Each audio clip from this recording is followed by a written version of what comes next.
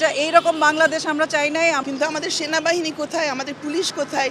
অন্যায়ের প্রতিশোধ বা অন্যায়ের যখন ঘটছে সেটার প্রতিরোধ কখনো অন্যায় দিয়ে হতে পারে না, প্রতিশোধ দিয়ে হতে পারে না, প্রতিহিংসা দিয়ে হতে পারে না। অন্যায় প্রতিশোধ করতে পারেন শুধুমাত্র ন্যায়ের মাধ্যমে, ন্যায় বিচারের মাধ্যমে। আমরা হাদির হত্যাকারীদের বিচার চাইছি। এটার জন্য আশু পদক্ষেপ দেখতে চাইছি আমাদের সরকারের কাছ থেকে, আমাদের বিচার ব্যবস্থার কাছ থেকে। এই প্রক্রিয়ার মধ্যে আমরা কোনো অন্যায় আচরণ যাতে না করা হয় সেটাও আমরা দেখতে চাই। পাশাপাশি আমরা এটাও বলতে চাই কেন এই হামলা এসেছে প্রথম আলো, ডেইলি স্টার এবং ছায়ানটের উপরে। এই জায়গাগুলো হচ্ছে বুদ্ধি চর্চার জায়গা, এগুলো হচ্ছে মুক্ত বুদ্ধির চর্চার জায়গা। এরা যে কাজ করে সেটার মাধ্যমে আমরা গত 15 বছরের যে অন্যায়গুলো হয়েছে আমরা ডেইলি স্টার, প্রথম আলোর মাধ্যমে জানতে পেরেছি। আর অনেকে নিশ্চুপ ছিলেন, আপনারা যারা আমাদের সামনে, আপনারা অনেকে কিন্তু নিশ্চুপ ছিলেন সেই সময়। তো হামলা কেন এদের উপরে এসছে, কারা এটা থেকে ফায়দা লুটানোর চেষ্টা করছে, কাদের এখান থেকে সুবিধা হচ্ছে। আমরা ডাক দিতে চাই সব মিডিয়া হাউসকে, একদম কোনোটা আমরা এখানে বাদ দিতে চাই না। সবাইকে আমরা দেখতে চাই যে তারা এখানে দাঁড়াবে, তারা ডেইলি স্টার এবং প্রথম আলোর প্রতি তারা এখনই তারা সংগতি জানাবে এবং এরা যাতে আবার তাদের কাজ চালু করতে পারে অনতিবিলম্বে, সেটার জন্য তাদের কাছ থেকেও, আপনাদের কাছ থেকেও আমরা সেই উদ্যোগটা নিতে চাই। সর্বশেষে আমরা এই কথাটা বলতে চাই যে সরকারের কাছ থেকে আমরা আর নীরবতা আর নিষ্ক্রিয়তা দেখতে চাই না। ডেইলি স্টার যে জায়গায় অবস্থিত, প্রথম আলো যে জায়গায় অবস্থিত, ছায়ানট ভবন যে জায়গায় অবস্থিত, এগুলো হচ্ছে আমাদের দেশের রাজধানীর কেন্দ্রবিন্দুতে। এগুলো দূর দূরান্তে না, কোনো অজপাড়া গায়ে না। এগুলো আমাদের সেনাবাহিনীর ক্যান্টনমেন্টের থেকে কয়েকশো গজ দূরে মাত্র।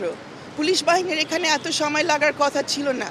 ফায়ার সার্ভিস এসছে, সবাইকে রক্ষা করেছে, তাদের কাছে আমরা সবাই কৃতজ্ঞতা প্রকাশ করছি।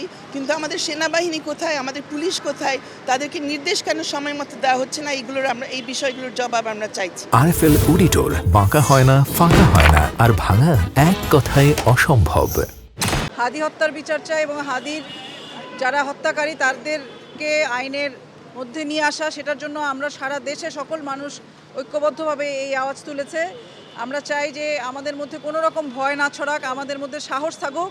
কিন্তু আমরা গত রাতে যা দেখলাম, আমাদের ডেইলি স্টারের বন্ধু জাইমা যখন বলছিল যে সে নিঃশ্বাস নিতে পারছে না, সে মারা যাচ্ছে, এই ধরনের একটা অনুভূতি নিয়ে 30 জন সাংবাদিক ডেইলি স্টারের ছাদে ছিলেন। আজকে আমরা যখন এসে দেখলাম 6 তলা 7 তলা পর্যন্ত পুরা চুরমাচুর করা হয়েছে এবং সমস্ত কিছু ধ্বংস করা হয়েছে এবং মানুষের উপরে কি পরিমাণ ত্রাস এবং ভয় সৃষ্টি করা হয়েছে, প্রথম আলোতে করা হয়েছে। এবং আমরা নুরুল কবির নিউজের সাংবাদিক, আমরা দেখেছি তাকে কিভাবে হেনস্থা করা হয়েছে, তাকে আওয়ামী লীগ বলা হয়েছে। এটা এইরকম বাংলাদেশ আমরা চাই নাই। আমরা গণঅভ্যুত্থানের মধ্য দিয়ে এমন একটা বাংলাদেশ চেয়েছি যেখানে মত প্রকাশের স্বাধীনতা থাকবে, যেখানে গণতান্ত্রিক চর্চা থাকবে, যেখানে নির্বাচন, বিচার, সংস্কার সব কিছু চলবে। কিন্তু গতকাল যে ঘটনা ঘটেছে সেটা আমরা মনে করি যে এইরকম সৃষ্টি করা, এরকম নৈরাজ্য, এরকম ভয়, এরকম ত্রাস সৃষ্টি করা, মানুষের মধ্যে আতঙ্ক সৃষ্টি করা এবং প্রতিহিংসা ছড়ানো, সেটা কখনোই আমাদের কাঙ্ক্ষিত না।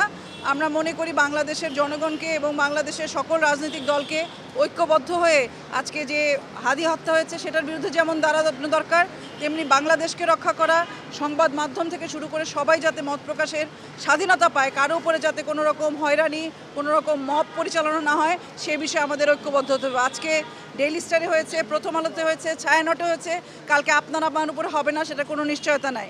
আমরা আশা করি যে আমরা সবাই ঐক্যবদ্ধ হব, আমরা হত্যার বিচারের দাবি করে আমরা যেন সেখানে একটা প্রতিহিংসার রাজনীতি ছুড়ে না দিই। আমরা সবাই চাই ঐক্যবদ্ধ হতে।